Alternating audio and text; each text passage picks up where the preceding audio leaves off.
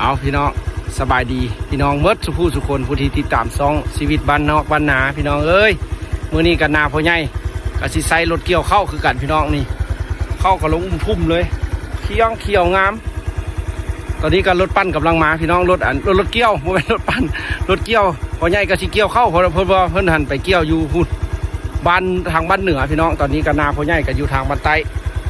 เพราะว่ารถเกี่ยวเข้าตอนนี้ถือว่าญาติกันพี่น้องเอ้ยอยู่บ้านเขานะให้กระยักเกี่ยวยักแล้วเพราะว่าคืมฟ้าคืมฝนมาคือพี่น้องเห็นนี่แหละคือจากศิลาเดชตอนนี้เขาก็กำลังลงมาฮอดทงพอดีอันนี้อยู่นาเพิ่นเราก็สิถ่ายคลิปให้พี่น้องเบิ่งอีกเทื่อนึงให้ในบ้านของเขาพี่น้องเพราะว่าอยู่เมืองลาวตอนนี้ก็ในหมู่เฉพาะในหมู่บ้านเขาก็ถือว่ากำลังนิยมรถเกี่ยวเข้าพี่น้องเอ้ยนี่ข้าทาดเข้าเป็นเกี่ยวแล้วเพิ่นก็ยังบ่เกี่ยวได้บ่ใส่คนเกี่ยวอีกถ้าแต่รถปั้นพี่น้องถ้าแต่รถเกี่ยวอย่างเดียวเดี๋ยวเขาสิพาขี่ไปตอนนี้พ่อใหญ่ก็อยู่ห่มพุ่นพี่น้องเขาก็มานำเอารถปั้นรถเกี่ยวเพิ่นกำลังสิข้ามน้ำมาเพิ่นแวะจิตเข้ามื้อเดียวมาพี่น้องประมาณ15นาทีหรือว่า20นี่แหละพี่น้องบ่โดนเกี่ยวก็สิหน้าพ่อใหญ่ก็งามคือกันพี่น้องนี่บอนที่เฮามาไล่หนูนั่นแหละพี่น้องเดี๋ยวสิถ่ายบรรยากาศอยู่ทุ่งนาให้เบิ่งพี่น้องตอนกำลังสิเดินทางไปหาพ่อใหญ่อยู่อันห่มขามหั่นเอาพี่น้องอันนี้ก็คือว่านาพ่อใหญ่นี่ขนาดเข้าจนแดงแล้วจนวันนั้นเพิ่นยังบ่อันใส่คนเกี่ยวได้พี่น้องพูดหรอนาแท้นาว่าได้แถวนี้ทงนะเดี๋ยวสิพาพี่น้องขี่ไปหาพ่อใหญ่อยู่ห่มขามทางหน้าแล้วก็เบิ่งวิวธรรมชาติไปครับ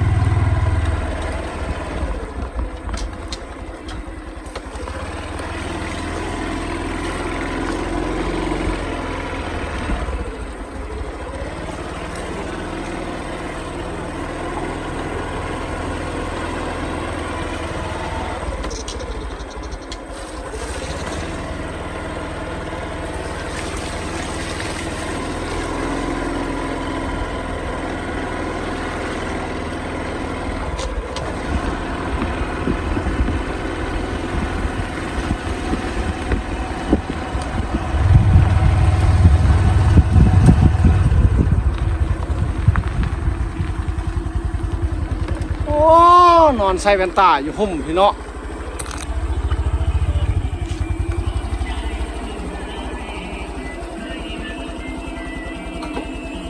เชี่ยวจักเป่ามือนี่80 ปลาย80 ปลายนาจากไรเอาพี่น้องตอนนี้ก็มาฮอดให้นาพ่อใหญ่ละตอนนี้นะนี่ข้างหน้าหันห่มขามข้างหน้าอันนี้ก็อยู่ห่มขามคือกันพี่น้องพักห่มเกี่ยมรถใหญ่มาแก้เข้าพร้อมได้เชี่ยวจักเป่ากับพ่อใหญ่มือนี่80เพื่อนว่าโอ้โหสิมาถ่ายให้เบิ่งคือเก่าพี่น้องเพราะว่าในบ้านเขาตอนนี้กำลังนิยมรถเกี่ยวอีหลีเพราะว่าเข้าจนงอบแล้วเพิ่นก็ยังบ่ใส่คนเกี่ยวพี่น้องตอนนี้นะมีแต่ท่าแต่รถให้กระมักสบาย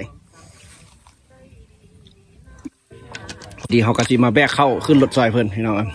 นี่แหละความสุขบ้านนาแท้ๆนี่อยู่คงให้ทงนาของไอ้ฝ่ายดิใส่เกี่ยววะคือว่าจะรถคือกันเอาใส่เกี่ยวบ่หลายที่นะ2 เฮกตาร์ปลาย2 เฮกตาร์คันเขาบ่มีเวียกนี้อย่างเขาก็เกี่ยวใช้คนเกี่ยวเพราะว่ารถเกี่ยวกระทึกอยู่ไล่หนึ่ง500,000พี่น้องอยู่บ้านเขาก็สิบอกราคาพร้อมเดินอยู่บ้านเขาแล้วมันไล่1 500,000กีบถ้าเป็นเงินบาทก็สิอยู่ประมาณ700ครับ800เนาะ700-800 บาทพี่น้องถ้าเป็นเงินไทยก็สิอยู่ประมาณ700-800 บาทพี่น้องถ้าเขาใส่รถเกี่ยวแต่ถ้าเขาจ้างคนเดียวนี้ก็อยู่บ้านเขาก็มือหนึ่ง200,000คนเดียวนี่บ่สามารถเกี่ยวเข้าได้ฮอดไล่เด้อย่างน้อยต้องมัน3 คนสิได้ไล่กันสิถึกอยู่600,000ถ้าใส่คนเกี่ยวแต่เขาใส่รถเกี่ยวแล้วมัน500,000จบเอาขึ้นรถเมื่อตากอยู่เฮือนพร้อมพี่น้องเลยเอาตอนนี้เขาก็สินั่งท่ารถปั่นจะน้อยหมารถปั่นตอนนี้เพิ่นกำลังแวะกินข้าวอยู่ฮานอยู่ถึงพี่น้องถึงบ้านเพราะว่าเพิ่นก็ไปเกี่ยวอยู่พุ่นมาเพราะว่ารถนี่มันโบว่างกันเลยพี่น้องช่วงนี้นะผู้ใดก็ญาติรถกันบ้านเขากำลังนิยมอันนี้ก็เป็นยูทุ่งนานี่แหละพี่น้องเนี่ย ชีวิตบ้านนอกบ้านนาก็สิแหละคอกงัวอยู่ห่มอยู่อย่างเย็นอยู่สิเอาพี่น้องตอนนี้ก็กำลังงานรถปั่นกันจะไปชีเกี่ยวก่อนมานี่นาป่าอึ่งกับนาพ่อใหญ่นาป่าอึ่งกับนาพ่อใหญ่สวัสดิ์ชีเกี่ยวพร้อมกันบ้านนี้งานรถเกี่ยวเข้ากันเอาป่าอึ่งเอารถมาแก่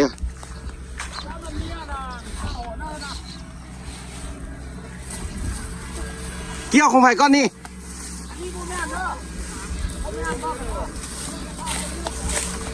โอ้โห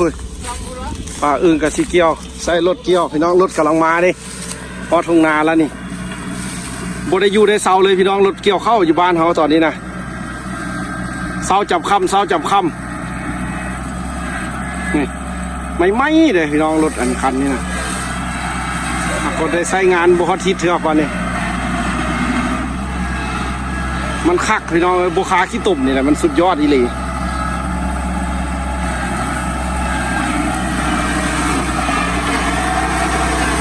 ไม่เลยไม่เยี่ยมบุคาขนาดที่ขนาดซ้ำนี้บุคาที่โอ้สุดยอดหลายเอาฟากได้เอาให้แล้วเลยทงนาบ้านเขานี่มือไม่เอานาป่าอึ้งซาชิเกี่ยวก่อนน้องเลยกับนาพ่อใหญ่กำลังงานกันตอนนี้นะ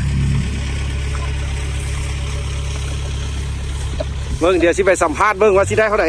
นาป่าอึ้งนี่งามก้อนมู่แถวนี้พี่น้องเลยบ้านเขานะเพราะว่าเพิ่นมีความรู้ในด้านการเอ็ดข้าวเอ็ดนานี่พี่น้องเลยเพิ่นมากการเกษตรแต่ได้ละเอาสิท่าให้เบิ้งพี่น้องเลยบ้านของเขาตอนนี้กำลังนิยมรถเกี่ยวข้าวขนาดบ่เคยเห็นครั้งแรกที่อันนี้ก็ได้นี่อันนี้ก็ครั้งแรกชีวิตพี่น้องคือว่าสะดวกสบายเนาะปีนี้เนาะมีรถเกี่ยวข้าวพาใส่รถเด้ใส่อันคูโมต้าเบิดเดี๋ยวนี้นะส่วนมะครัวได้ปีนี้เป็นจะไหนได้กำไรดีอยู่บ่โอเคอยู่บ่ได้18,000 90,000ป้อ18,000 19,000พี่น้องส่วนมะครัวบัดนี้มาลูกคุ้มน้าหน่อยเนาะหัวเว้าน้ำน้ำเมียเก็บมะครัวขายหัวเฮ็ดนาเมียเก็บมะครัวเสี่ยวจักเป่าปีนี้เข้านี่โอ้ยว่าเสี่ยวจะ100ก็พอแล้วฮอดบ่100นี่เขาใหญ่หันเสี่ยว80ได้คนว่า100พอละบ่หลายดอกพี่น้องเอ้ยกำลังงานกันก็คือว่าเจ้าได้ก้อนเนาะได้เกี่ยวก้อนเขาใหญ่ได้เกี่ยวก้อนมันอยู่ข้างหน้าดิกันหมดบ่นี่ลงนี่เลยเด้อนี่นะลงนี่เลยให้นี้โบแมนเด้อให้นี้จะไปได้ให้นาเพิ่นอันนี้ของเพิ่นเข้าคือกันซื่อเอาตอนนี้นะพี่น้องเอ้ยตอนนี้ก็ลงมาทุ่งพี่หาปลาอึ้งพี่มาครั้งแรกชีวิตครั้งแรกที่บุเคยเอ็ดดี้อันนี้ครั้งแรกบุเคยเอารถเกี่ยวเครือเอารถเกี่ยวนะส่วนใหญ่แต่ละปีมันมีแต่ใช้เกี่ยวมาเอาใช้คนแม่ใช้คนเกี่ยวจ้างคนเนาะบัดนี้บ่อยากให้ลูกเมียลำบากละเด้อย่างเดียวนี่เป็นว่าบ่อยากลำบากบ่อยากให้เมียลำบากละ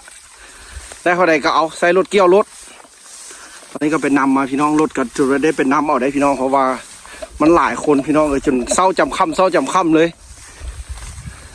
นี่สิพาเบิ้งพี่น้องเลยถ่ายให้เบิ้งเด้อวิถีชีวิตของบ้านนอกบ้านนาพี่น้องเอ้ยที่เพิ่นอยู่เมืองไทยนี่โอ้อยู่เมืองไทยเพิ่นมีแต่โดดรถอันนี้นะแม่เขาก็นำสูตรคนไทยแหละเห็นนะก็เบิ้งตาม YouTube ของนะคลิปของคนไทยเห็นเบิ้งเราก็เห็นตามคักพี่น้องเลยตามชมด้วยพี่น้องแล้วติดตามชมกันนี่เบิ้งรถนี่แหละน้องค่ายๆมา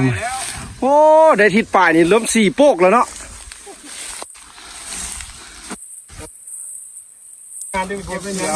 โอ้เงินอยู่พวงมาลัยนี่เนาะนี่แต่เงินบาทเงินดอลปีนี้ได้เท่าไหร่มื้อนี้ได้ไปจากทงแล้วนี่ได้ไรทงเติมเลยนะจุดไม่ได้พักได้พอนเนาะป่าอึ้งว่าเอาไส้จาก100ได้ละวันเนี่ยเขาเสี่ยวเขาเขาเสี่ยวเขา100ป่าอึ้งวัน100นึงนี่ต้องได้ใส่100 เสาไว้ใส่เพิ่นรถหุ่นทนอยู่หุ่นเพิ่นแป้งดีได้บ่ให้มันคายขนาได้คนเห็นนะคุณน่ะมอบคักความละเอียดหน่อยราคาขนาดวะเที่ยวเอาซะดิรถใหม่ๆเขาก็ซื้อมานี่ยังบ่ได้ทิศปลายนี่แหละใช้งานนี่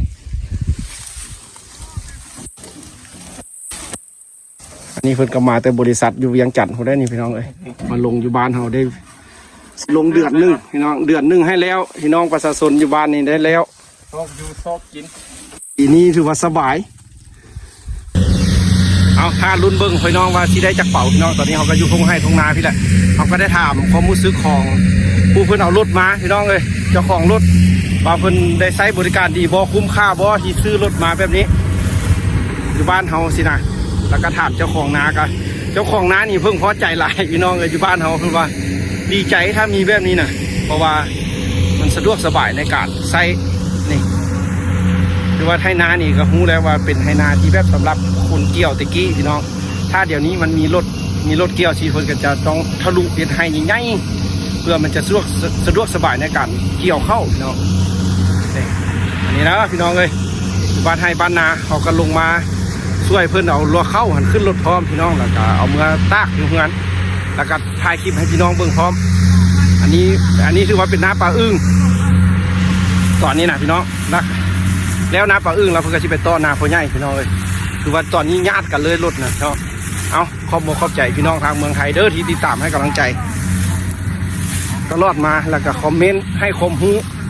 วิธีการใช้รถพี่น้องผู้ที่เพิ่นมีประสบการณ์อยู่เมืองไทยพุ่นตอนนี้ก็เจ้าของรถปั่นเข้ามาแล้วก็สิถามเพิ่นว่าเป็นจังไดเนาะเพิ่นมาลงปีแรกนี่สิเป็นจังไดมื้อนี้นะขอย้ายขอถามมันเจ้าของรถก่อนเป็นจังไดมาลงน้ำปีแรกนี่โอ้คักอยู่คักเลยเนาะเสียที่น้ำมันแพงอ่ะมันแพงถือว่าบ้านเฮาถือว่าน้ำไส้ไหลบ่ถือว่าบ่ว่างเลยพี่น้องแต่ละมื้อนี่มันเช้าจับค่ำเช้าสำค่ำอันนี้ก็เป็นเจ้าของรถพี่น้องเลยที่เพิ่นเป็นผู้เอารถมาขับไส้อยู่บ้านเขาพี่น้องเลยคือว่าถามแล้วแม่นเพิ่นว่าเดินหาเด้อถือว่าหนักหมู่บ้านเขาก็ครั้งแรกเนาะมื้อนี้นะครั้งแรกพี่น้องเลยบ้านเขาถือว่าเพิ่นโชคดีคือว่าเป็นผู้ทับอิฐเที่ยวมานี่คือจะซีหงให้ทงนานี่หลายอยู่พี่เนี่ยพี่น้องเลยแล้วก็ให้ความสะดวกสบายอันนี้ก็แม่นเจ้าของนะเป็นจังไดเจ้าของนะว่ามีมาเกี่ยวที่ก็คักละก็สิได้เก็บเกี่ยวไปขายเป็นเล็กเส้นหมดแล้วคือว่าคักเนาะคือว่าสะดวกสบายบ่ให้ความสะดวกสบายหลายเนาะคือว่าเขาได้มีเวลาไปเฮ็ดอันอื่นเนาะคือว่าเข้ากับบ่ได้ตากฝนบ่ได้ต้องการรถเกี่ยวนะแนะนำลูกค้าเกี่ยวกับเงินใช้เงินหาได้พ่อพี่น้องอย่าไปเกี่ยวให้มันเมื่อยพี่น้องอย่าไปเกี่ยวให้มันเมื่อยน่ะรถเกี่ยวก็มีลูกสาวงามเกี่ยวฟรีสาวมีเสียงเงินลูกสาว2คนเดี๋ยวว่าเด้อว่าไปทั้ง2เลยนี่พี่น้องอันนี้ก็เป็นเจ้าของนาป่าอึ้งพี่น้องเอ้ยป่าอึ้งที่เพิ่นเฮ็ดสวนมักทั่วบ่เฮ็ดนางามๆที่เขาเคยได้ไปเอ็ดคลิปให้เบิ่งผ่านมาเนาะพี่น้องเนาะแต่กับมื้อนี้ก็คือว่าเป็นนาเพิ่นก็ได้ลงมาเกี่ยวเองนี่มันว่าสิเอาประมาณ100เด้นี่พี่น้องนางงามอีหลีนะป่าอึ้งถือว่าอยู่บ้านเฮานี่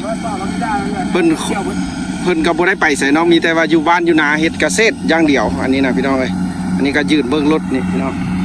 แล้วก็เจ้าของรถก็มาพี่น้องมื้อนี้นะเราก็ถามความรู้สึกเพิ่นก็แบบว่าบ้านเฮาก็โชคดีเพิ่นว่าคือว่าแบบยังบ่มีให้มานะพี่น้องยังบ่มีให้เอารถมาเกี่ยวแบบนี้เพิ่นเอามาปีแรกแล้วก็คือว่าได้ใช้บริการตลอดเช้าจำค่ำเลยถือว่าคักพี่น้องอยู่หมู่บ้านเขาถือว่ายังบ่เคยมีให้ได้ใช้